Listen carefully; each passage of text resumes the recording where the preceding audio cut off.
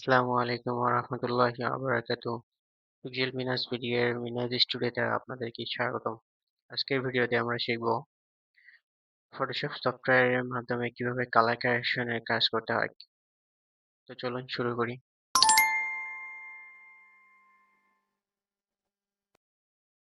চলে আসলাম আমরা ডেস্কটপ থেকে আমরা চলে যাব আমাদের ফটোশপ ফোল্ডারের মধ্যে। এখন সেখানে যে আমাদের পিকচার গুলো রাখা আছে সেখান থেকে আমরা একটা পিকচার নিয়ে কাজ করব।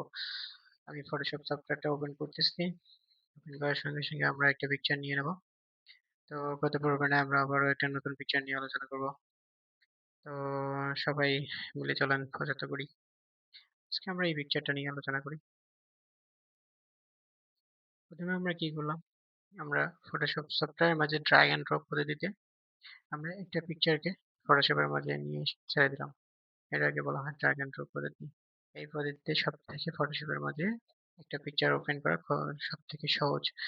আবারও অনেক অন্যান্য পদ্ধতিগুলো আছে। যদি আপনারা জানতে চান তো অবশ্যই কমেন্ট করে জানাবেন। তো প্রথমে কি কাজ? আমাদের প্রথমে সফটওয়্যারে একটা ছবি নেওয়ার সঙ্গে সঙ্গে আমাদের একটা কি করতে হয়? ডুপ্লিকেট লেয়ার নিতে হয়। ডুপ্লিকেট লেয়ারটা নেওয়ার জন্য আমাদেরকে কন্ট্রোল দিয়ে চাপতে হবে। দিয়ে চেপে এবং কন্ট্রোল প্লাস প্লাস দিয়ে আমি পিকচারটাকে জুম ইন করে নিতেছি। এরপর আমাদের কি টুলস এর সাহায্যে আমরা কালার কারেকশনের কাজ করব সেটা আমি গত পূর্বের ক্লাসে আপনাদেরকে জানিয়ে দিচ্ছি। আজকে আবারও বলতেছি, আপনারা মনোযোগ দিয়ে শুনবেন। এর পরবর্তীতে হয়তো আমি কাজ করে নিয়ে চলে যাব বা কাজ করতে করতে চলে যাব, হয়তো তাড়াতাড়ি বলবো আপনাদেরকে, হয়তো সুন্দর করে আর বলা হবে না। তো এভাবে আপনারা আস্তে আস্তে আরো ভালোভাবে বুঝতে পারবেন, শিখতে পারবেন। কন্ট্রোল শিফট কন্ট্রোল শিফট এ চাপার সঙ্গে সঙ্গে আমাদের যে প্রবলেমটা শো করে সেটা হচ্ছে টেম্পারেচার। টেম্পারেচার আমাদের লুকটা কি? অবশ্যই আমরা পিকচারটার যে সকাল দুপুর বিকেল যে ৩ বেলা ৩ রকমের যে আবহাওয়া, সেই আবহাওয়াটা নিয়ে কাজ করে সেটাকে মূলত টেম্পারেচার বা হয়তো এটুকু নিয়ে রেখে দিলাম।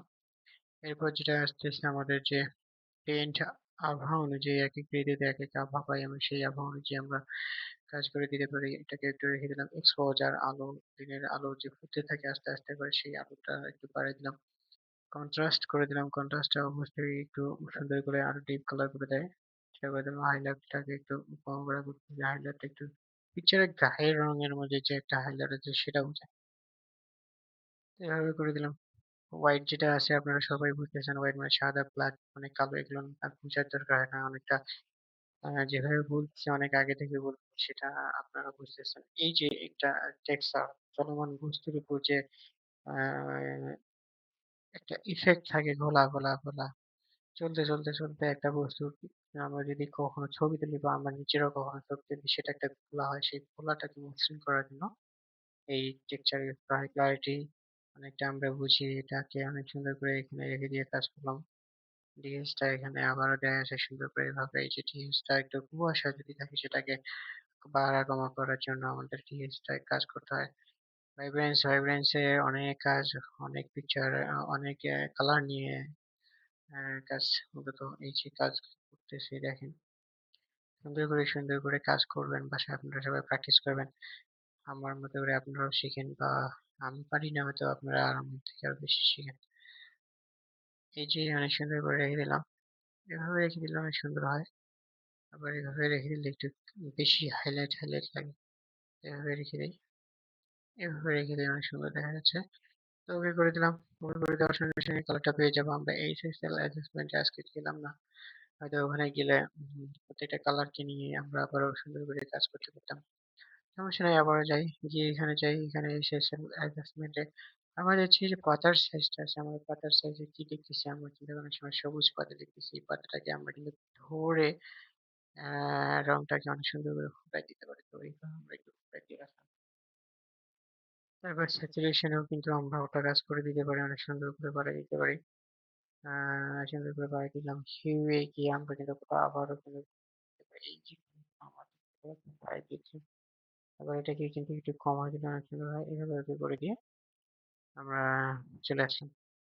তো অনেকটা সুন্দর দেখা যাচ্ছে। এভাবে আপনারা করবেন অবশ্যই।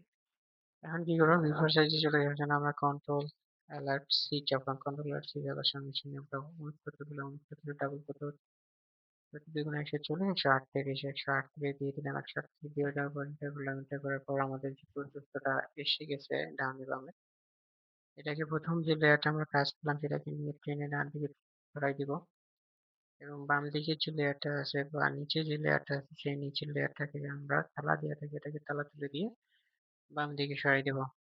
এভাবে রেখে দিয়ে আমরা সুন্দর করে পিকচারটাকে এটাকে একটু ডানে বামে করে দিয়ে রেখে দিয়ে দিতে পারি মানে সুন্দর করে বোঝানোর জন্য এভাবে রেখে দিলাম। এখন যে আমাদের এই পিকচারটা আছে এই পিকচারটাকে আমরা কিন্তু অনেক সুন্দর করে এভাবে টানে এভাবে আমরা বসাই দিতে পারি। তো ওকে আমি একটু সুন্দর করে ম্যানেজ করে নিচ্ছি ম্যানেজ করার সঙ্গে সঙ্গে আমরা বুঝতেছি যে আসলে এই পিকচারটা এই দিকে হয়তো আর একটু যাবে আচ্ছা ওকে ঠিক আছে বোঝা যাচ্ছে যে এটা একটু কালার কম বেশি কেমন ঘোলা ঘোলা আর এটা একটু গাঢ় বা চকচকে লাগতেছে ওকে। তো আমরা সেভ করবো সেভ করার জন্য কন্ট্রোল এ চাপ দিয়েছি ডেস্কটপে চলে যাবো ডেস্কটপে যাওয়ার সঙ্গে সঙ্গে আমরা জেপিজি ফাইল সিলেক্ট করে দেবো তো আপনারা সবাই আপনাদের নাম অনুযায়ী ইউজ করবেন দিয়ে দিলাম সেভ করলাম সেভ কোথায় হচ্ছে আমরা জানি যে এখানে একটা বক্স করে এখানে যে ফাইল যে ফরম্যাটে যেভাবে যে বড় সাইজের যাবে সেইভাবে রেখে সেভ করে দেওয়ার অপশনটা হলো এই পপ আপ তো ওকে মিনিমাইজ করে দিয়ে যে ল্যাপটপে একটা আমাদের রিফ্রেশ করলাম রিফ্রেশ করার সঙ্গে সঙ্গে পিকচারটা চলে আসে ফার্স্ট বারের মতো একটু ভিউ করে নিচ্ছে।